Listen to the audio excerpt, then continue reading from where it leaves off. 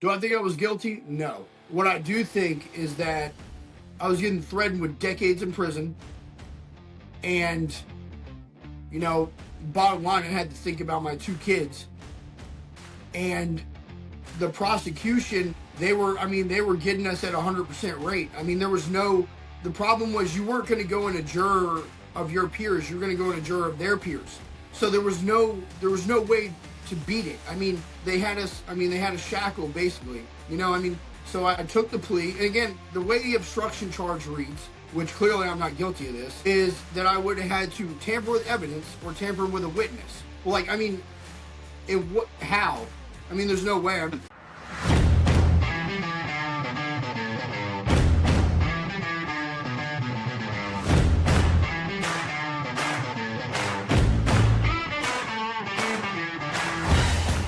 Thank you, ladies and gentlemen, for joining us once again on the State of Freedom. The State of Freedom is a listener-supported podcast. We're committed to pursuing the truth about policymaking, decisions, and situations in Louisiana and at the national level that stand to impact our freedoms. Please become a monthly supporter of the State of Freedom at freedomstate.us as we continue to expand the voice of liberty across Louisiana and beyond. Good morning, everybody. Joining us today is a former J6 political hostage and Proud Boys member, Josh Pruitt, who describes his journey as being one from rags to redemption, and we all love a redemption story. Before we get into the discussion with Josh, join me as I read the scripture of the day, and y'all hang with me on this one. It's not going to be immediately obvious where I'm going, but just stick with me and have your listening ears on. Okay, it's Nehemiah chapter 3, verses 1 through 8, and this is when the Jewish people are rebuilding the walls of Jerusalem. And it says, "Then Eliashib the high priest arose with his brothers, the priests, and built the sheep gate.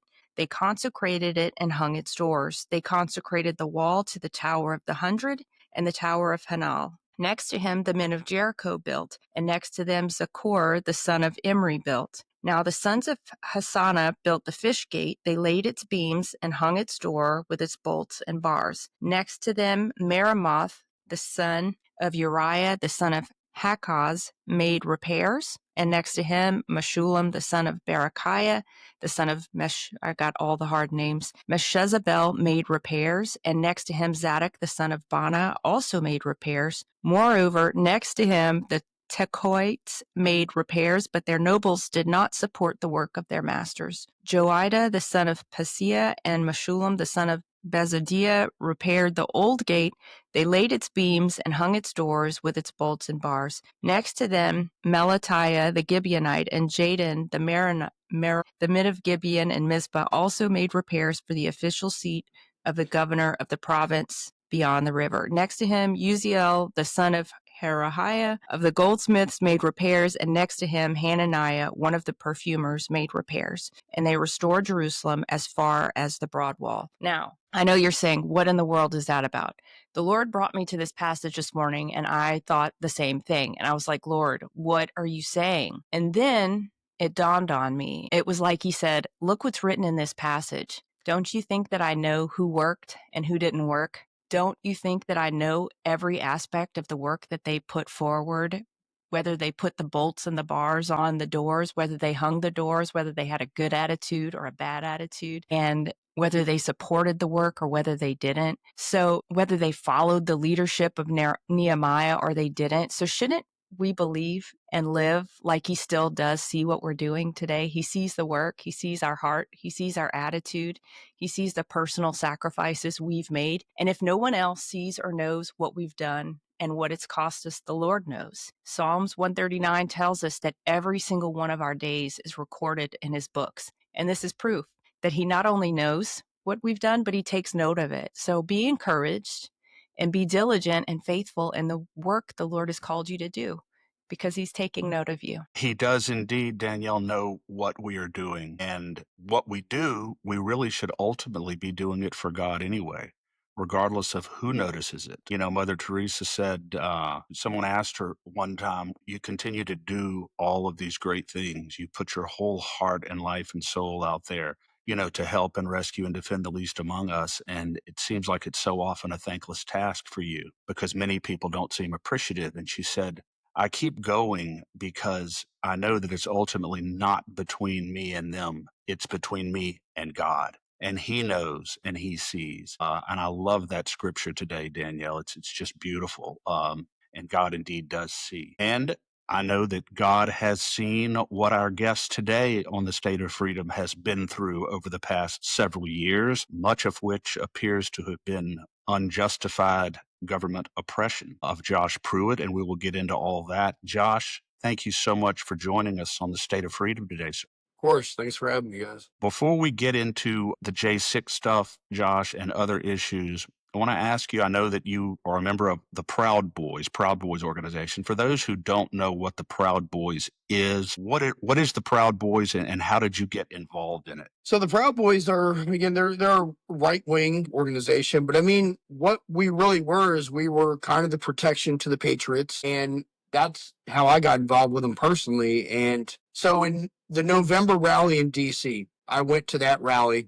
I lived in D.C. That was November of 2020. November of 2020. Yeah, exactly. So I went to that rally and I was just, walking around and I met Brandon Tatum, which is, Officer Tatum, if you've ever watched him. I met him, took a picture with him, went down towards the Capitol. And again, from the Trump supporter standpoint, it was very peaceful and, like any other rally. But there was Antifa down there. And Antifa was, they had a cop line between them and they're just sitting there on their microphones, yelling at people and just, saying crazy stuff. And I kind of had enough of it. So I walked to the front of the line and confronted them. Of course, they kept talking trash, but they kept talking trash because they knew I wasn't going to do anything. I mean, we're a party that backs to blue. I'm not going to push a cop out the way to get to you. So, of course, I didn't. And I ended up walking away. But the problem was I went about 8-9 blocks down and I went to a bar. I'm sitting there, I'm having a beer and a shot. And I noticed that apparently 6 or 7 of them followed me. So at that point, I just I didn't want it to come into the restaurant. So I put my stuff down. I walked out and I just was like, okay, whatever. I guess I'm going to get jumped. And I didn't really care. I mean, it was going to go down however it was going to go down. I mean, I was a pretty big dude and my thought process was I'll get through 5 of you before the last 2 get me. And that was my thought process. And as it started going off, Enrique and a few of the other Proud Boys jumped in and basically kept me from getting jumped. So after that, I basically was with Enrique and the rest of those guys all day long. And, we're, during the day, again, very peaceful. But at nighttime at these rallies, what would happen is Antifa and BLM would come out and they would start attacking patriots. And by patriots, I don't mean people that look like me. I mean people that look like Danielle.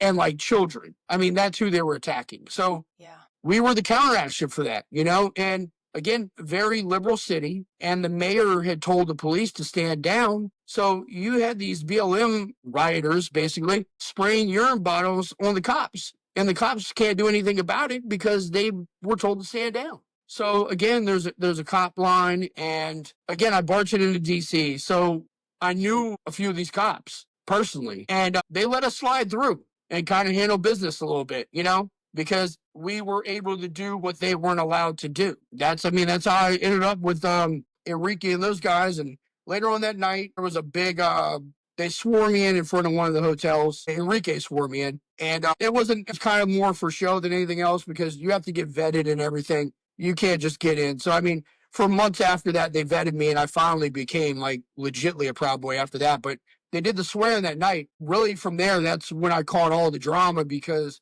that video of me swearing in with Enrique got I think it was 30 million views on Twitter. And wow. So the next morning, I'm waking up in my apartment to my phone just blowing up and people telling me how racist I am and all this crazy stuff. Just completely, I was doxxed within 2 days, and not for nothing. I mean, it made me more angry. I mean, it really did. I mean, at that point, I was 100 miles an hour because it's because you knew it was untrue. Well, it's just you guys just proved my point, that, you guys are, we're on the right side of things and you're not. You just proved my point. I mean, anybody that looks at my background or looks at anything about me, I mean, racist is not a word that will ever be used with me. As far as anybody that knows me, it's a joke. I mean, where I grew up, everything, the friends I have, I mean, it would make no sense. which is why really like, the media pounded on me for a long time, and they don't really go out and call me a racist anymore because they know that it's so easy to debunk that with me.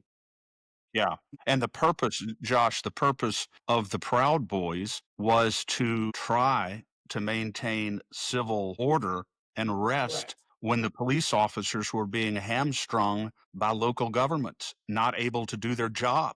Correct. Is that what you're saying? Yeah, I mean, again, like in one line, what the Proud Boys are, we were the protection for the Patriots. That's what we were. We've all had instances crop up where we could use the advice or skills of a trusted attorney. Whether you're looking at the implications of new laws for your business, signing a contract or a lease, looking to write a will or establish a trust, or even resolve a dispute with your credit card company, Legal Shield has got you covered. For over 50 years, Legal Shield has made it affordable and easy to access a dedicated lawyer. With the app, Legal Shield is like having a lawyer in your back pocket. For covered emergencies, Legal Shield is here for you 24/7, plans to fit any stage of life.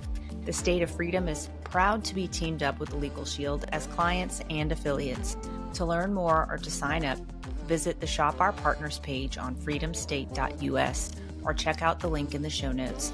Thank you for supporting the State of Freedom. And Josh, you're talking about Proud Boys in the past tense. Does the organization still exist, or has it been disbanded since Jay? They still exist. A lot of it's went dormant. Some of them not so much. To be honest, I have not been in contact with any of the guys from the chapter that I was in since before prison. And I've been in contact with a lot of Proud Boys since I got out. They're only because I'm a J6er and not because of anything else. I'm not opposed to it, but I'm definitely not active. I'm not out going to rallies. I'm not out doing any of that. I mean, if somebody were to call me today and be like, hey, we need your help at this rally for protection, yeah, I would show up. But I'm also not going out of my way, to look for places to be at either. Yeah, fair enough. More than fair enough. So back to the point that you were living in DC in the 2021 timeframe, what brought you to the White House and Capitol on J6? Would you just tell us a little bit about your J6 story? I mean, again, a big part of it was, just, going through the Obama years. I mean, I just saw everything going to crap, and I think what irritated me the most was watching the BLM riots. I mean, I think that was like when enough was enough for me. I was always outspoken about how I felt about things, but that was when I just like, at that point I was kind of ready for whatever, because it was disgusting watching that, just watching cities burn down, watching blocks getting taken over.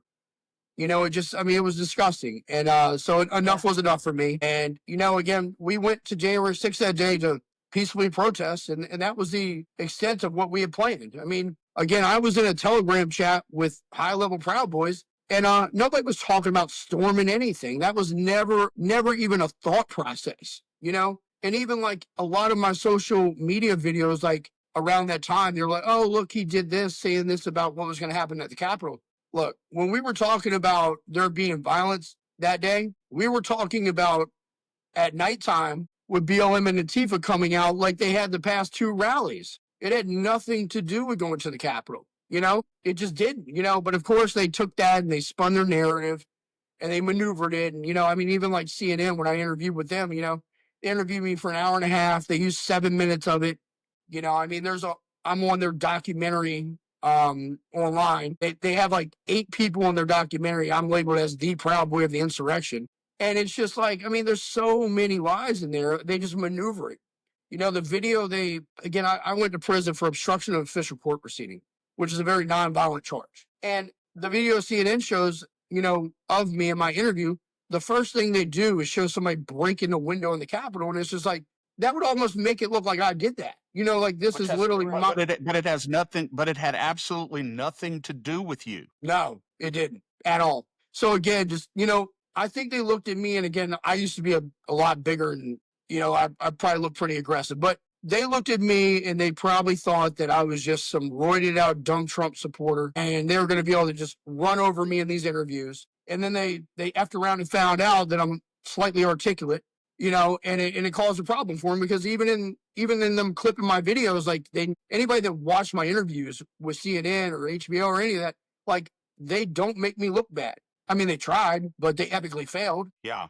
Yeah. And so you end up, as many other people who were present at J6, getting arrested. You were arrested for multiple charges, but you ended up pleading guilty in federal court to one count of obstruction of an official proceeding. I want to ask you about that, Josh, about that plea, the circumstances of it, and specifically whether or not you felt like you were legitimately guilty of something, or was it a culmination of pressure from the government? Tell us about the circumstances of that guilty plea, because they ended up sentencing you to 55 months in prison. That's no small decision to make, to enter that type of a guilty plea. So tell us about that. Do I think I was guilty? No. What I do think is that I was getting threatened with decades in prison. And, bottom line, I had to think about my two kids. And the prosecution, they were getting us at 100% rate. I mean, the problem was you weren't going to go in a juror of your peers. You're going to go in a juror of their peers. So there was no way to beat it. I mean, they had us shackled basically, so I took the plea. And again, the way the obstruction charge reads, which clearly I'm not guilty of this, is that I would have had to tamper with evidence or tamper with a witness. Well, how? I mean, there's no way. I mean, one of the charges they charged me with was violent acts inside of a federal building. I mean, did I walk too fast? Because I'm confused. But that wasn't. But that was not. That was not the plea. What you pled guilty to. I pled guilty to obstruction of official court proceeding. Right. And again, at the time, I was already locked up. And I'm getting threatened with these decades in prison. And not for nothing, I mean, I had a court-appointed attorney, and he was pressing me to take the plea deal. I mean, he clearly, I don't know his intentions by any means, but at the same extent, I feel like it was a lazy move, because I had told him the whole time, I want to fight it, I want to fight it, I want to fight it. And then he just started shoving the plea deal down my throat. And I'm not going to lie, I mean, I didn't want to do decades in prison. My kids at the time were 8 and 10. And the only thing I could think about was I'd like to be out of prison before they're grown-ups. Because, I mean, that's the kind of time I was getting threatened with. Yeah.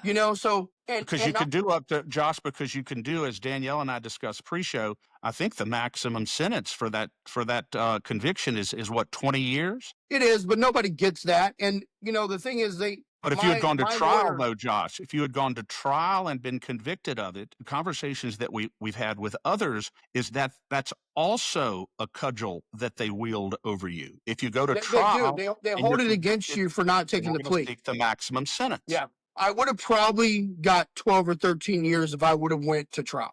I mean, that's a realistic number, what they probably would have gave me. And I wasn't willing to take that chance. And another thing my court-appointed attorney told me, which was a complete lie, is he told me that I was going to probably get 24 to 30 months. I had already been in 11 months. So then you're talking, you get good time off, you get a halfway house. So, I mean, he was almost convinced of me I probably was only going to do another 9 months in prison. So at that point, I'm like, okay, let's get it over with, Yeah. And I think it's important to point. Yeah, let me just say this, Josh. I think it's important to point out here, and I'm sorry to interrupt you, that at the time you enter a guilty plea in federal court or in state court for that matter, you do not know what your sentence is going to be. Those are two separate proceedings, your guilty plea and your sentencing, and you have to rely on what your lawyer is telling you with respect to your sentence. And you're saying that you were completely misled on that.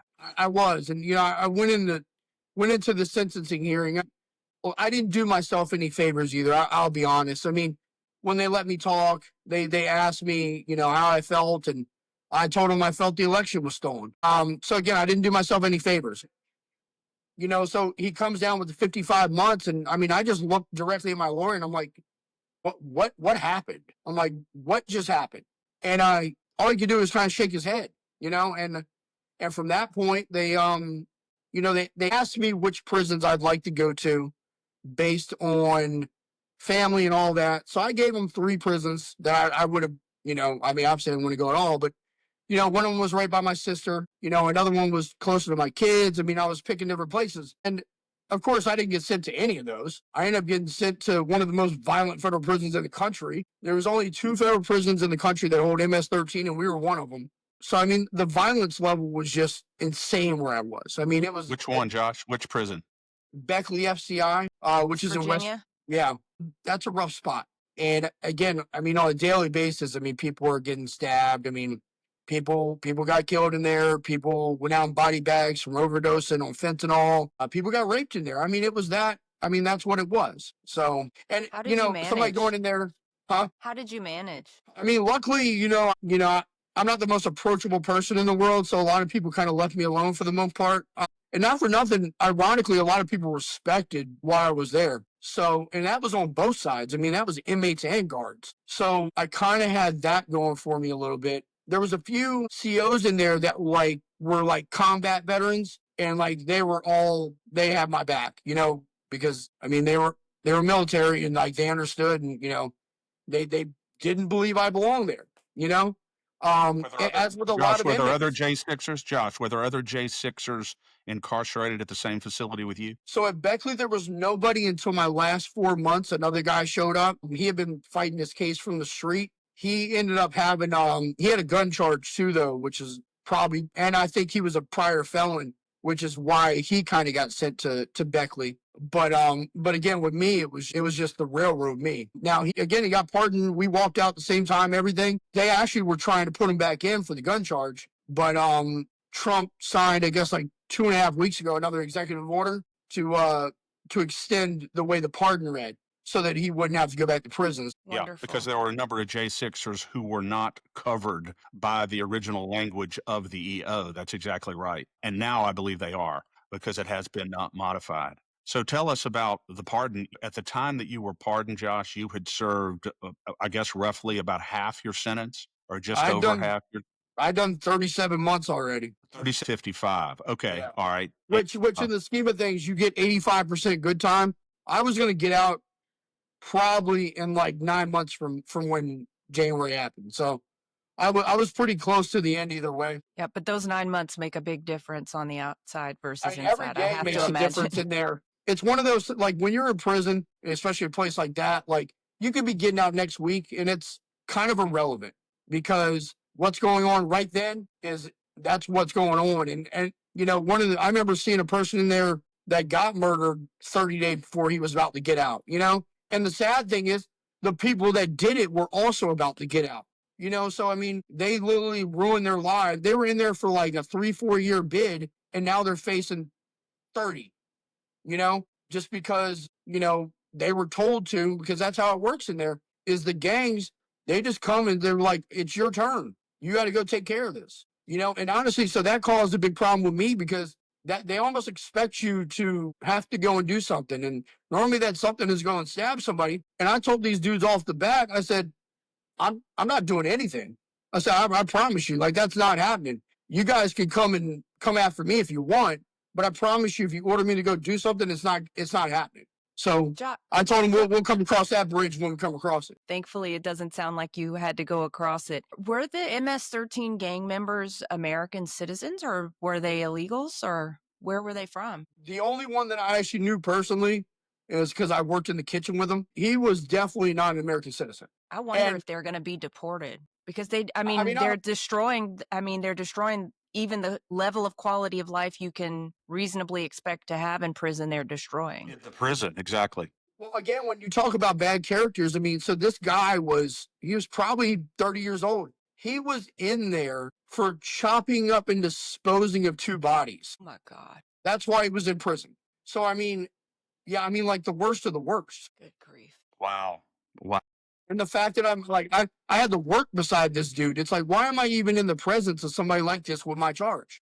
No kidding. Yeah, that's so true. Quick question here. Where were you? Danielle's going to ask you about life outside, but I want to ask you before, where were you specifically, and the circumstances of when you found out that you had been pardoned, and what was that like? Were you expecting it? So we've been talking to a lot of different J6 communities on the outside, including some lawyers. So we had kind of a heads up that it was more than likely going to happen. Now, again, it's one of those things. I mean, I heard Trump say it multiple times on the TV, but I mean, it wasn't true in my head until it was true, and they were popping my door. Because when you're in that situation, it's, you can't get your hopes up. So, I mean, we kind of had an idea. I thought that I would get out that week, was kind of my thought process. And so our unit that I was living in had gotten in trouble for some fights and drugs and stuff. So we didn't have TVs on at the time. So I was listening to the radio all day in my room. I listened to Dan Bongino early in the morning, and then I listened to, again, I think he signed the pardon around about 4:30. So Dan Bongino goes off at 3, so I didn't hear anything. And then Mark Levin comes on at 6. And around about 7:30, Mark Levin played the clip. So that's when I found out. I'm sitting in my room listening to Mark Levin play the clip. So I immediately just get up and leave my room. I go down and, like, people are pretty respectful with me for the most part. So, like, there's normally a phone line. You normally have to wait an hour and a half for the phone. Well, I walked right to the phone. I said, I need to use the phone. I think I just got pardoned. Nobody had a problem with it. They let me jump on the phone. I called my sister and I was just like, I'm pretty sure I just got pardoned. And the reason why I say pretty sure is because, like, again, you're almost in disbelief. And it's just like, is it wishful thinking? Did I hear the right thing, or did I hear what I want to hear? So my sister was like, yeah, I think you did too. So we locked down at 8:30. So an hour after that, we're locked in our cell. I say screw it. And I still think it's going to be days away. So I go ahead and pack my stuff up anyway, because I'm like, just in case. And I'm laying in my bed, and about 11 o'clock at night, guards come, pop my door open, and they're like, Pruitt, grab your crap. It's time to go. So, I mean, like, literally within hours. And we went down, and me and the other guy, Dan Wilson, and they basically did our processing paperwork to get us out of there. The craziest thing they did, though, when we were on our way out of the process, so there's a waiting room, okay? They initially had us in a waiting room, and then they put us in a cell.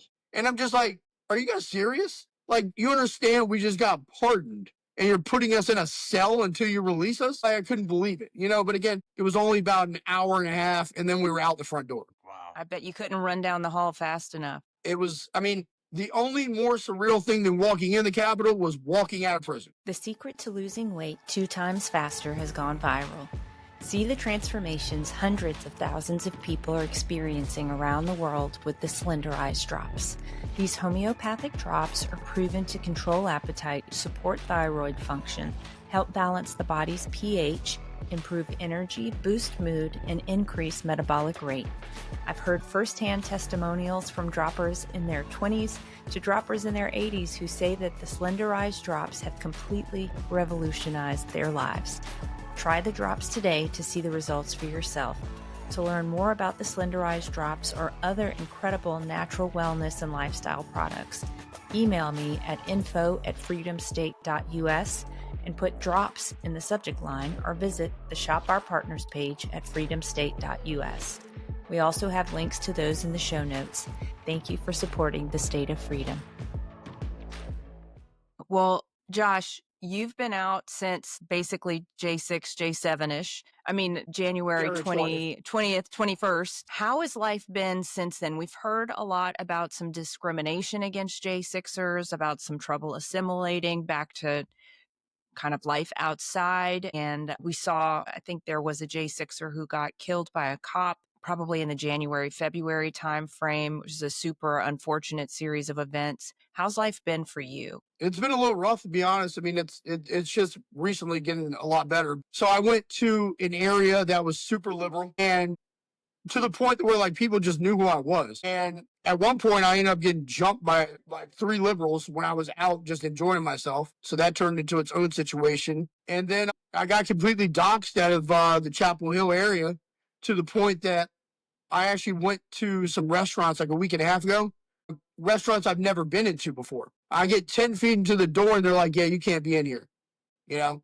And some of them didn't say it as nice as that. So again, I've been completely doxxed, and they're just like, they were already spreading like rumors about me being in town and all this extra BS, and that I'm a threat and all this extra stuff. So anyway, I moved literally like 3 days ago to a much redder area, and it just I've been like everywhere I went out of here. Like, I went to the bar. I've been offered jobs. I've been bought drinks. I've been like, people, like, it's completely different scenario. And that's the Depending thing on where is, like, you are. Depending on where you are, it's so different. So it's such a great way. So Well, that's so great to hear. Yeah, it really is. I think about the months and months that were lost. Months of life with your kids, family, because of this. It really it's heartbreaking. Josh, when you think about it. that the government would be able to. And I'm not saying, and I'm sure Danielle wouldn't say, that there were not some participants at J6 who did commit crimes, who did do things that were wrong and that were criminal. But the overwhelming majority were, as you said, there to peacefully protest an election. And that is a core constitutional freedom that we have. Yet we have a federal Department of Justice and federal FBI that was completely weaponized against you under the sanction and auspices of the President of the United States. I mean, it doesn't get scarier than that in a constitutional republic in which we live. Chris, It just I would just to add to that, I haven't heard of one J6er who was convicted that was truly guilty of anything that they were, charged with. The fair point. people who were probably committing the violence would be hired by the FBI, Yeah. somehow connected to the federal government that came down with the full force on the innocent. I mean, there was definitely antagonizers, but then there was certain stuff where it's like you hear about, assault on police officer charges. But then when you really look into the situation, what really happened, there was a guy that got 10 years. He was NYPD for 25 years. He was carrying a flag. A cop hit him in the face. He pushed the cop back with the flag. They gave him 10 years for assault on a police officer. And what they told him in sentencing basically is, oh, yeah, we're going to railroad you because you should have known better because you're a cop. So, I mean, that's the kind of stuff. So it's like, Wow. it's not such a blanket like, oh, yeah, that guy got charged with assault on a police officer. Like, a lot of them were just trumped up fake charges. Yeah, we talked to Jake Lang, and he was, yes, was he violent? Sure, he was trying to beat people that were killing a woman. So it's just, if you look at anything on the surface, sure, you can make whatever excuses you want. And I think those prosecutors did a huge disservice to their own name and their own credibility from here on out, because the way that they treated J6ers with absolutely no regard to the truth or to the law is an absolute disgrace. So I hope they all get fired. I really do. And again, like, just, the narrative that they showed you guys for years with the videos and all of that, like, that's not what it was. I mean, even in my case, like, nobody will ever hear about it, but it's in my paperwork.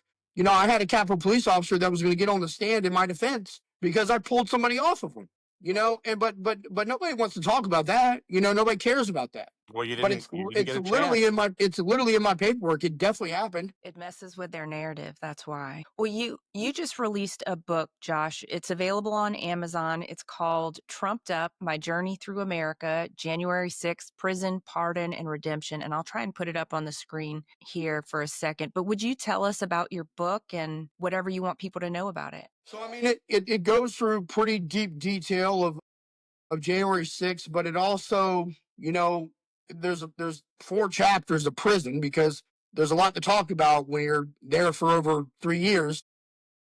A lot of the injustices of what happens in prison, a lot of what we should have for prison reform. But the book also goes into, like, it's my background too. It's my growing up. It's everything I went through that put me into the spot that I was at to be at January 6th. It's a pretty long-winded book. I'm not going to lie. It's 292 pages, but it's, it's a lot of good info. It's a true story. I mean, the guy that helped me write it, we, it's all factual. I mean, you can look at some of the stuff I said about my childhood. It's really not stuff that a lot of people would probably, tell about themselves, but I just didn't care and just wanted the truth out. That's amazing. Yeah. And we'll put the link in the show notes, Josh, as well. Awesome. For that. We will. Josh, I can't imagine that a person could go through this and not be in some ways a different person on the other side of it. How has this whole experience changed you, both personally and in terms, if at all, about the way you look at our government? Well, I mean, as far as the government is concerned, I mean, the trust level is just, it's not there. And prison, prison changes you. Absolutely. I mean, it humbled me in a lot of ways. I'm not going to say that I didn't get some good stuff out of it, because again, it humbled me, but it definitely changes you. I mean, your whole mentality is different. My personality's probably even changed a little bit, but again, I'm probably a little bit more pushbackish with certain people. Like, I definitely have trust factors, and the weirdest stuff. It took me weeks to be able to sleep after getting out of prison, and it's just like, I remember 2 days out, I went to go get a cell phone, and somebody ran behind me. It was a 10-year-old girl, but like it freaked me out. Like I turned around to make sure, my alertness is way up. Anxiety's high. Even when I go into a bar, I typically sit in a seat at the bar where I can see every angle of every entrance and know everything that's going on so that nobody can catch me off guard, which is just, it's just a crazy thing. Yeah. Well, Josh, where do you go from here? What's next for you? Well, I wanted to open a bar called the 1776 Pub, and a lot of that's going to be dependent on how the book sells. That's really kind of what I wanted to do. Part of my goal was to move to the beach. Well, that's accomplished. So now it's just I'll probably end up bartending down here on the beach for a little while. But, I'm speaking at events and stuff. I actually leave for Georgia tomorrow morning to go speak over the weekend at 2 different GOP events and then face-to-face with another podcaster. So I want to get the word out there.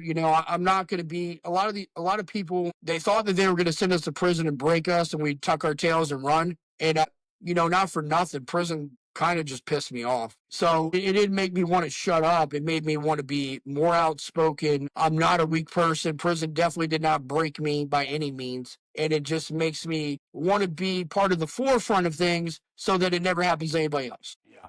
And that's a great, great motivation, Josh, to make sure that this never happens to another American. I'm sure that there is a lot of interest in your story. So I would encourage you to go to as many places as you can and share your story. Not only is it a great human interest story, I would imagine that it would be, there's a financial incentive there as well. You could probably be paid to do this. You've suffered enormously, and people have a right, and I'm sure would have an interest in hearing about it very, very broadly, which is really the reason why we wanted to have you on today on the State of Freedom. So thank you for joining us. Before we let you go, I want to make just a couple of brief announcements here. Thursday, we're going to have Will Chamberlain on the State of Freedom to talk about the Article 3 projects, work to rein in all these activist judges that are obstructing Trump's agenda. It is unbelievable what these judges are doing to try to thwart Trump's ability to reform this country, and particularly to reform these bureaucratic agencies. It's extraordinary.